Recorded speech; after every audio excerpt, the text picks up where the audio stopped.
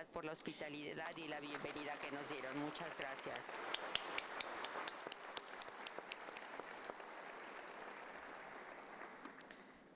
We also express our gratitude to President Andrés Manuel López Obrador of Mexico for addressing and opening our conference.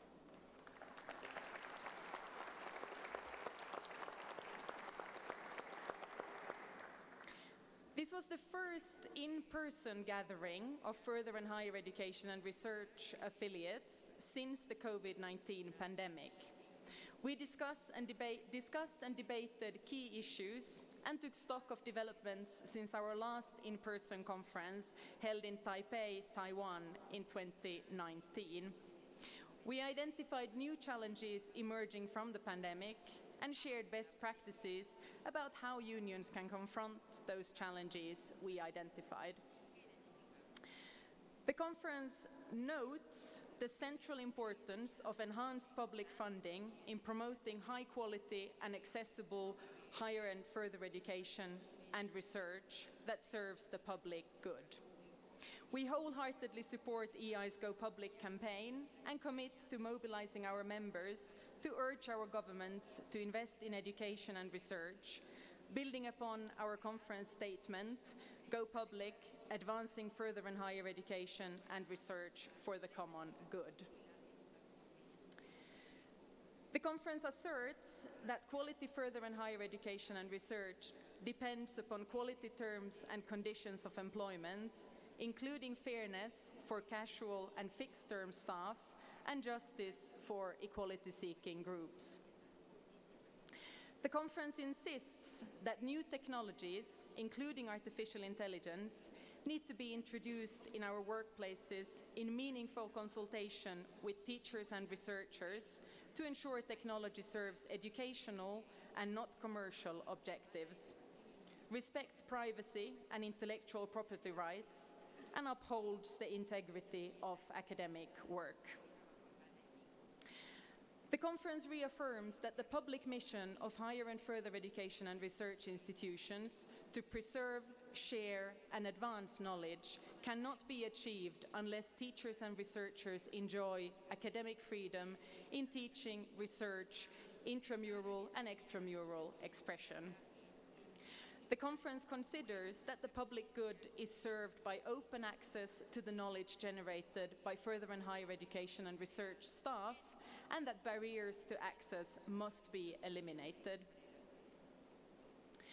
The conference recommends to the EI Executive Board to take note of the conference statement, Go Public, advancing further and higher education and research for the common good, asserting that quality further and higher education and research, accessible to all, requires sustainable public financing. It further recommends to the EI Executive Board to agree to hold the 13th International Further and Higher Education and Research Conference in the Latin American region in 2025. The conference recommends that the EI Secretariat support and coordinate the efforts of further and higher education and research unions in their national Go Public campaigns. Ensure that EI's interventions with UNESCO, the ILO, the World Bank, the IMF, and the OECD stress the social, cultural, environmental, and economic importance of increasing public funding of further and higher education and research. Advocate for stronger recognition of and adherence to the principles of the UNESCO recommendation concerning the status of higher education teaching personnel and the recommendation on science and scientific researchers, and work with affiliates to engage with monitoring processes and bodies, including the joint ILO-UNESCO Committee of Experts on the application of the recommendations concerning teaching personnel, and the UN Special Rapporteur on the right to education. Facilitate the sharing of best practices around quality terms and conditions of employment in the further and higher education and research sector, with particular attention to countering precarious employment. gather and disseminate research to support education union responses to artificial intelligence and other emerging technologies. Assist in building stronger solidarity and capacity building partnerships between affiliates in the further and higher education and research sector. And then finally, the conference calls upon EI affiliates to develop national Go Public campaigns, to build stronger union power by organizing and engaging members, and in particular, early career teachers, researchers, and staff. Share information on best practices in relation to the adoption and use of artificial intelligence and other new technologies in the sector. Actively promote equity within their leadership and their workplaces by identifying and removing obstacles, preventing the inclusion of women and members of disadvantaged and minority groups. Promote the decolonization of education, climate justice, and the integrity and autonomy of academic research. And establish and strengthen solidarity campaigns and development cooperation initiatives between further and higher education and research affiliates. So these are the draft conclusions.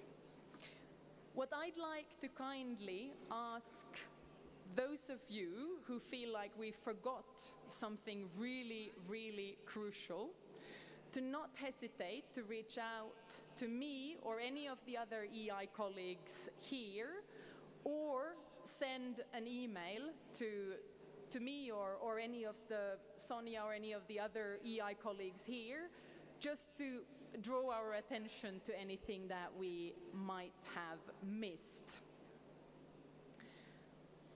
I hope that this was clear. It was quite a lot of text to take in like that. I see some thumbs up. Thanks for that. Great. So that means that we are about to move into the real closing of our conference. We have two distinguished speakers to close the conference. We're going to start by hearing from our host, El Maestro Alfonso Cepeda Salas, who's the Secretary General of SNTE. Alfonso, please.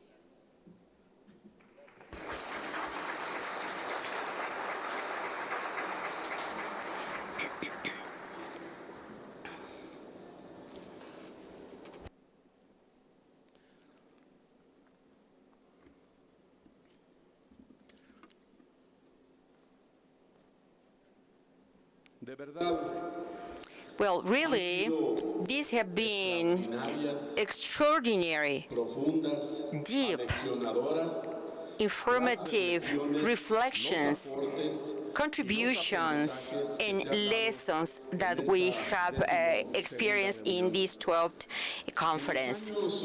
In the 80s, we had in Mexico a boom in salary and benefits in the further and higher education level. The National University, the Autonomous National University of Mexico, was able to get very important salaries and also economic stimuli that were essential. And there, the struggle of the CENTE was set to be homologated in the further and higher education as the UNAM. And we were able to do that. The Polytechnic School, the technological schools, the teachers' schools, and others reached the same wages that the academic personnel of the UNAM, National Autonomous University of Mexico.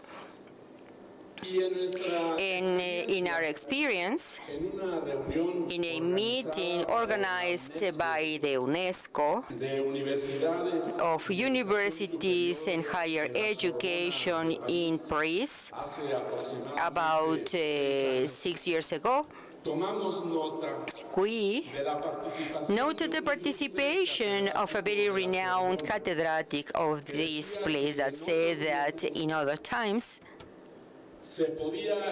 it was possible to buy an apartment, a humble apartment with a salary of a catedrátic of the Sorbonne in downtown in Paris, and that now, and I'm talking about 6 years ago, it was not enough. I mean, the money was not enough for even leasing an apartment in downtown Paris, in this beautiful city.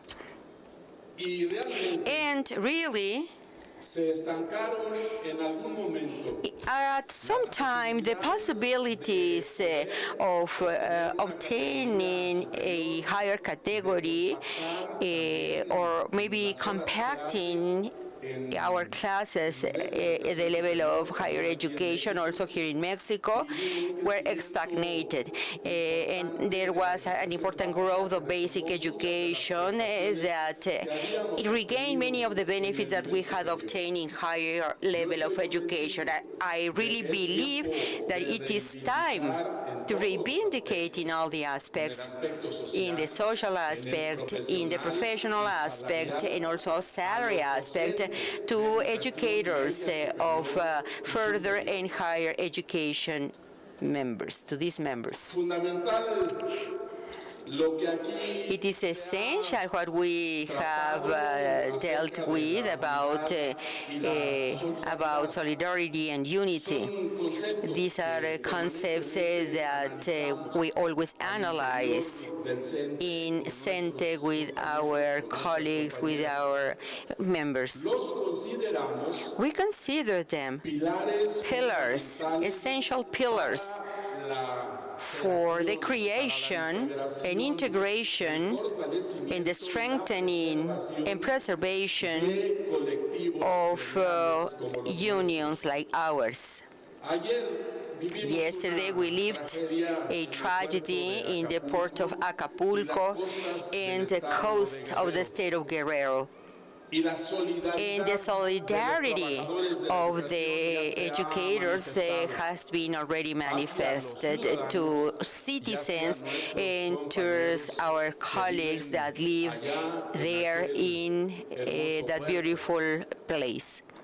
We have now centers that are collecting important things for the, to collect inputs, also food, for example, potable water, clothes, cleaning supplies, and whatever possible to help our brothers, our sisters, that we have seen that many of them do not have any house, they do not have any patrimony anymore, and this means to be solidarity, to have solidarity. What affects one person affects everyone, all of us. So we also have to be solidarity to the outdoors with our colleagues all over the world. We have to make the international of education stronger, to really make a big center of workers.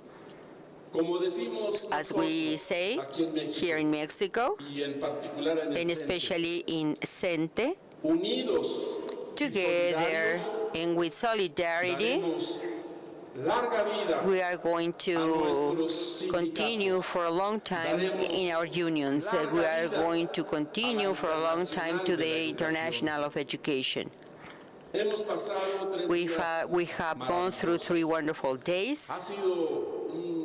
It has been a great privilege to receive you here, to welcome you here in our dear country. We have always done that, for example, with exiliates of dictatorships of Latin America, or from Francisco Franco in Spain. This is the way we're going to receive those who need the hospitality of Mexico. Mexico is yours. Mexico is your house. We want to thank the staff of the International of the Education for all your support and all your guidance. Thank you to the Commission of our CENTE that with their teams collaborated in these tasks conferred by the International of the Education. Well, have a happy trip back to your countries, and I hope that you come back soon. Here, you will always have friends, brothers, and also colleagues. Mexico we always welcomes our guests, and we consider you, well, not really guests, we consider you Mexican already. Thank you.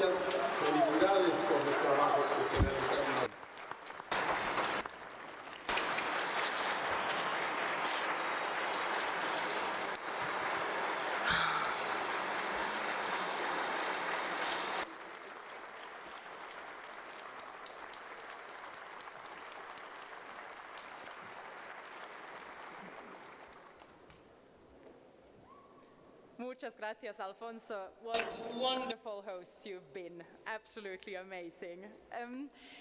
Some of you will have noticed that unfortunately David and Susan did have to leave earlier today, so they are sending their love and their greetings and their warm thank you to all of you for these past couple of days.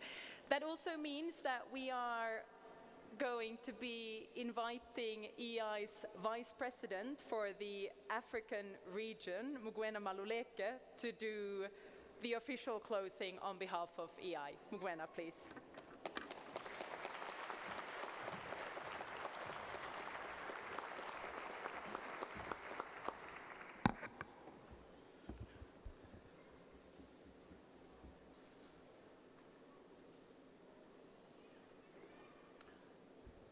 Dear colleagues, on behalf of our President Susan Hopgood and our General Secretary David Edwards, I want to greet you this afternoon. Before we close our conference, let me start by saying how saddened we are by the hurricane that hit the Mexican West Coast yesterday, and on behalf of the whole EI family, express our solidarity with our Mexican brothers and sisters. The time has come to formally close the 12th International Higher Education and Research Conference. What an amazing 3 days we have had, and this is in no small part thanks to our host, SNT, the Mexican Teacher Union, who have been the most generous, committed, and host one could imagine. On behalf of the Executive Board of EI, let me thank Alfonso, my friend, for his personal commitment to making this conference a success, and his whole team, including Tony and other colleagues who have worked tirelessly to organize this conference in this beautiful venue. Let me here also extend my warm thanks to the staff at EI for all their work preparing the conference, designing and planning all the different sessions, and making sure that we got to engage across such a broad number of issues. Thank you so much.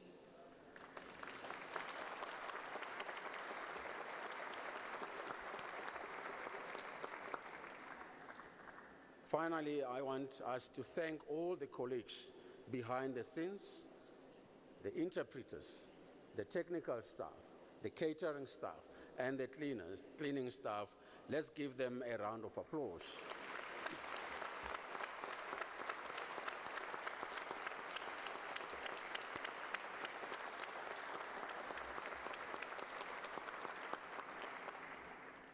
So as we are closing our conference, let me share some reflections of what we have done together over these past days.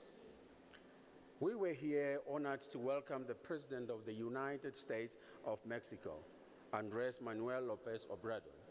I appreciated his reflections, placing the Mexican struggle for equitable quality education in historical context, and I was particularly inspired by the fact that our conference was opened by a head of state who was not only talking about what he wanted to do, but in very concrete terms presented the work he had done to improve the status and salaries of teachers. And he had done this in close collaboration with our member organization, CENTI. As the president's speech, of course, set the scene for the whole conference, but it provided a particularly pertinent framing for our first day, which was focused on our struggle for public investment. Austerity policies, budget cuts, and privatization is a reality for most of us. And this is also why EI launched the new campaign, Go Public, Fund Education. Our General Secretary presented the campaign, and together we had the opportunity to reflect on the further and higher education and research dimension of the campaign and how it fits with the work you already do at the national level.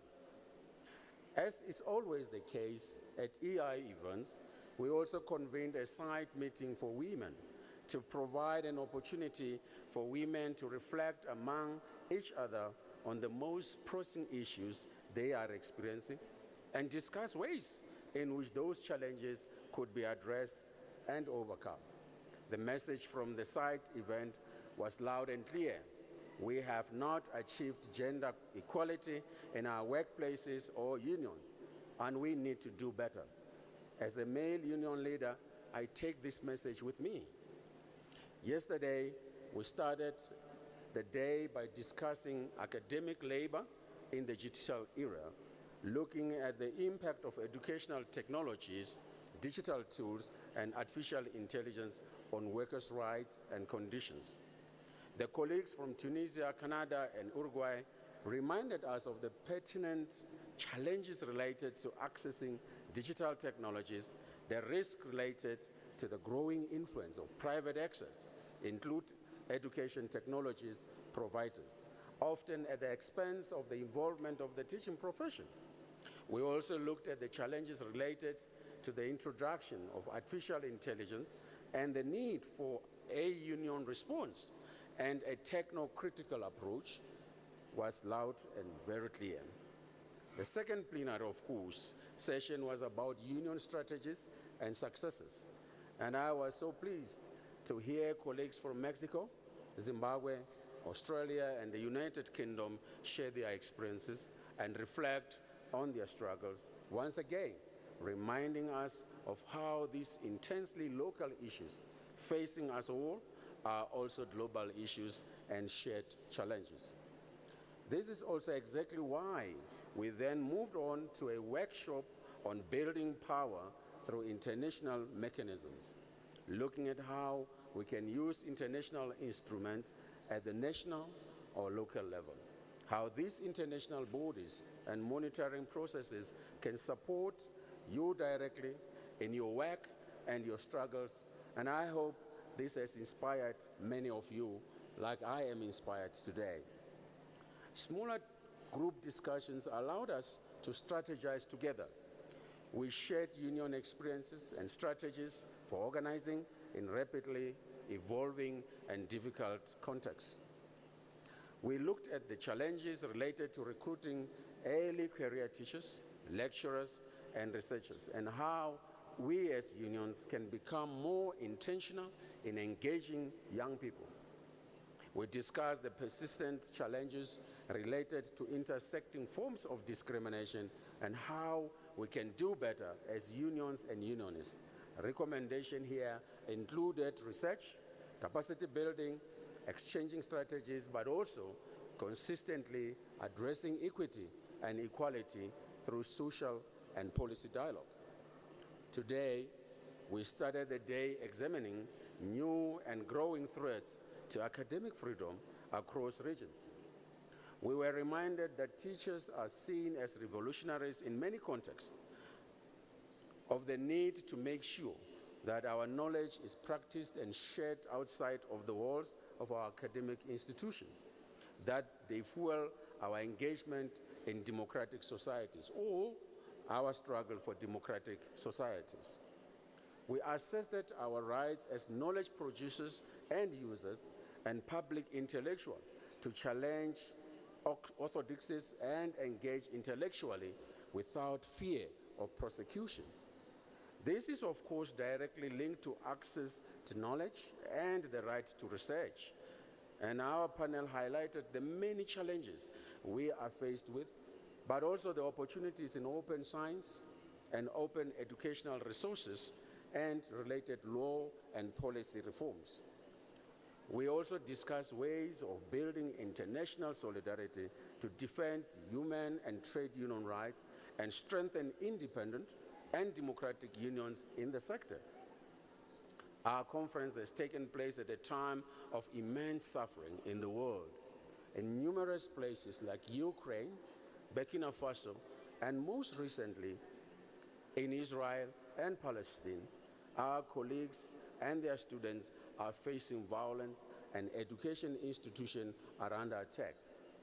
Education International is absolutely committed to defending human rights and the right to education and education institutions as safe sanctuaries. Finally, this afternoon, we looked at the role of unions in furthering the public good. How can we, as unions, ensure that education and research contributes to climate justice and just transition? How can we as unions support a shift from a narrow focus on skills to a capabilities approach, ensuring that students are prepared for the world of work as well as the struggle for just and democratic societies? And how can we advance the decolonization of education and research? As the Vice President for the African region, I want to underline that these issues are at the heart of our work as a global movement. As we are closing our conference, let me also say a couple of words about the way forward. The Executive Board of EI is looking forward to receiving the conclusions of the conference and discussing them when we meet in Brussels in 2 weeks. These are difficult times for public education systems and for our profession. Across sectors, our movement is battling budget cuts, growing privatization and infringements of rights of teachers, the stress and burnout in the profession, and issues of pay, pension, benefits. To this end, the conference was clear that mental health issues of members deserve our immediate attention. Governments and global financial institutions are very quick to use the word cost, but we don't often hear the word value. Investment in the common good is fundamental to democracy, and there's no better investment than quality public education and research with a trained, qualified, and supported workforce. The further and higher education and research sector has the potential of finding solutions to the most pressing scientific, environmental, economic, social, and ethical challenges we face today. This requires public investment in the sector as a whole, as well as targeted investment in the workforce.